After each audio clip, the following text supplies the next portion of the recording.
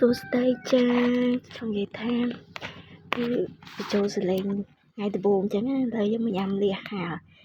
តែកុំមាត់គឺលួចប្តីញ៉ាំឯថ្ងៃហ្នឹងសង្ឃឹមថាវីដេអូនឹងផុសហើយគឺប្តីអត់ឃើញអញ្ចឹងណាមិនមែនប្តីហាមមិនឲ្យញ៉ាំហ្នឹងមិនទេចង់និយាយថាវាអត់មានអី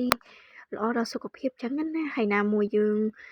ខ្លាចយើងញ៉ាំទៅយើងគ្រុនយើងឈឺអីទៅមានបាក់ណាបាក់តែខ្លួនឯងហ្នឹងអញ្ចឹងមិនគាត់ចេះប្រាប់ហ្នឹងតែយើងញ៉ាំយើងត្រូវគិតសុខភាពខ្លួនឯងដែរអញ្ចឹងណា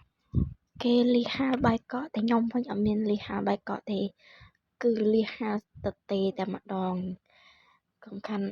មិនបាច់មើលមុខទេមុខគឺអាក្រក់ណាស់សំខាន់យើង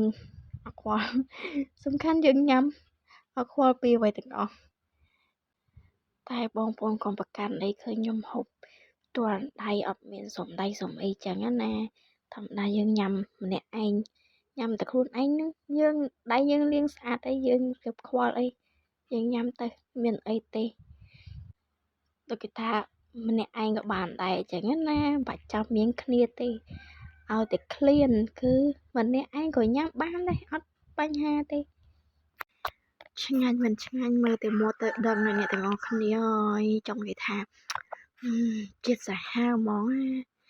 អ្នកមើលវីដេអូនេះកុំជេរខ្ញុំនិយាយគ្នាហើយហាមជេរពួកអីគឺលក្ខណៈថានេះបញ្ចូលសលេងលើកទី1ហើយគឺអត់ដែលធ្វើវីដេអូទេហើយចាំជួយគាំទ្រខ្ញុំផងណាហើយនឹងនៅតូបម្នាក់ឯងអត់ជួយបេះស្វាយគេទេគឺមកធ្វើវីដេអូថតញ៉ាំលៀសហាល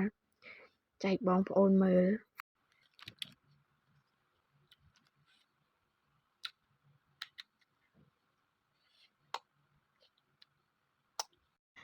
ចាសម្រាប់វីដេអូយើងមានតែប៉ុណ្្នឹងទេអរគុណច្រើនជម្រាបលា